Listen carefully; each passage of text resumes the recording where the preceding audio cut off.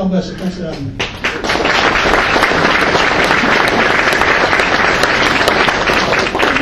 Thank you, Dave. Next up, we have Bob Gibbs. Thanks, Tim. It's great to see everybody out here tonight. It's a great crowd. We're seeing this all over in our candidate forums and our legal days. People are coming out because people know how high the stakes are. Before I get started, I'm going to introduce my wife, Jody. Put your hand up there. We're married for 34 years. Got 3 grown children, so we're empty nesters, and that's a little different in our life. You know, when you have to raise 3 kids and go through the college thing and everything. Now we're all out on our own, which is a good thing. And what I really want to talk about tonight is how high the stakes really are in this country and what's happening. And I live up in Holmes County. We started a farming operation in 1976. I went on my own in 1978 and self-employed since 1978. Built the farming operation up.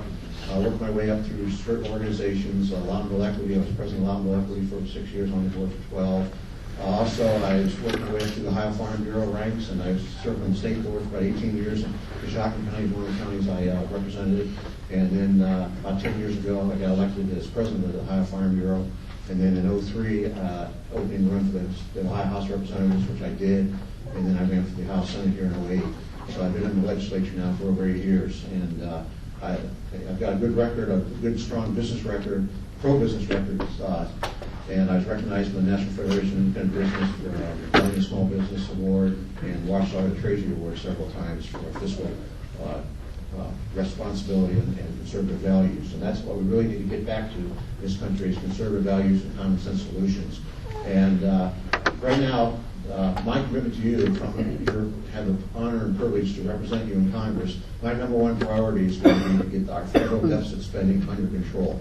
We cannot keep spending at the levels that we're spending and borrowing the money we are. This is becoming a national security issue, especially when countries like China are buying up most of our debt.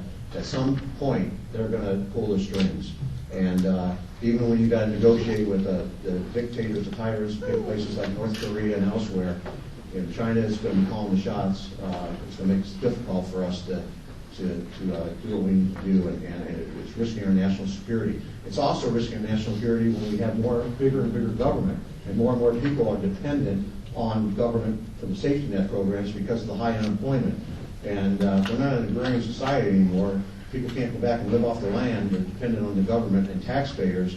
And when that happens, we get bigger government, and that's an erosion of our freedom. So I'm scared to death that we're going to circumvent and circumvent our constitutional freedoms because of what's happening of our economic policy in this country. And we absolutely have to get spending under control. We have to cut taxes and rein in the bureaucrats in Washington, D.C. And that will help send the right signals to our private sector, our entrepreneurs, that it's all right to invest in your business again and grow jobs. Right now, I meet business people all the time. They're scared to death to do anything because all the uncertainty coming out of Washington, D.C. You know, what's interest rates going to do because of spending, what's inflation going to do, what's energy costs going to do because of cap and trade nonsense, policies like that. Now the health care, we're going to run up the deficit more and cost of businesses. And people, I don't blame them. Why should they take additional risk on and risk what they've worked for all their life, 30 plus years, build a small or medium-sized business? So we absolutely have to get spending under control and cut taxes and rein in the bureaucrats. And I think you'll see this economy just take off. It worked for Ronald Reagan, and that's what we need to do. And I'm committed to do that. And I'm also pretty confident that there's a tsunami coming, and we're going to take Congress back this fall. And John Boehner from Ohio will be our next Speaker of the House. And then the real work will begin. And that's to cut taxes and cut the spending and get people back to work. Thank you. Glad to see you here tonight.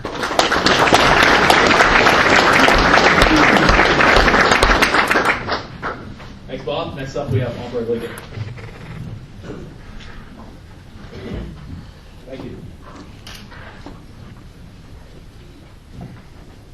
Hello, I am Omer Liggett, and let me just start by saying that, you know, as you listen to everybody here, you're going to find out that we're all very much alike. We all have a lot of the same stances. We're all pretty conservative on all the issues.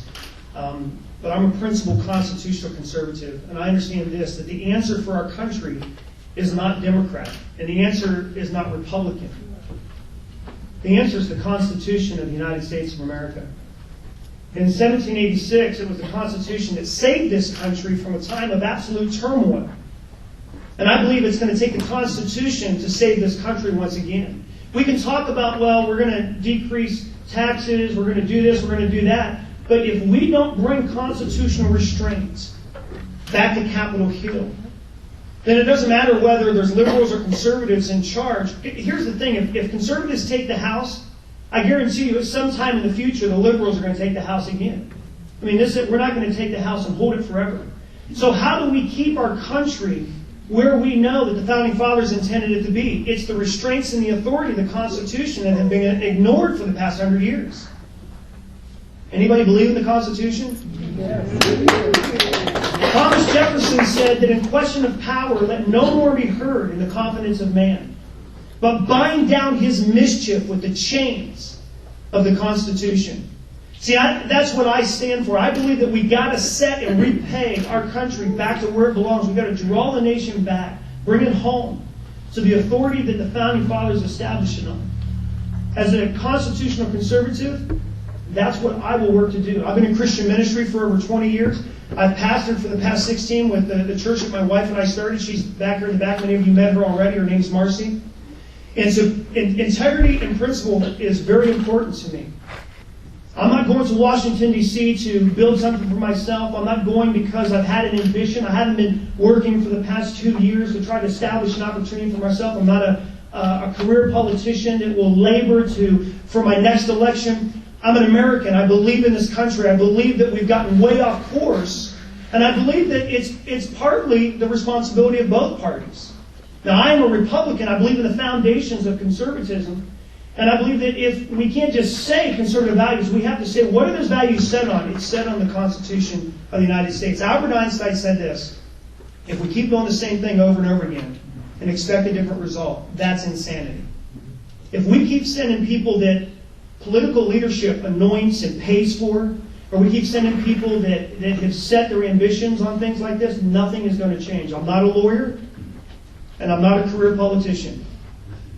I'm not going to add to the legal mindset that's become a curse on Capitol Hill. Every piece of legislation is too long, incomprehensible, and full of loopholes. I'll go to war with the lawyers because we have to save our country. I'm Aubrey Liggett. I'm running for Congress because I'm a patriot and because my heart is convicted that I don't want to live in a place of darkness, but I want to live in a place of liberty and freedom. Thank you very much.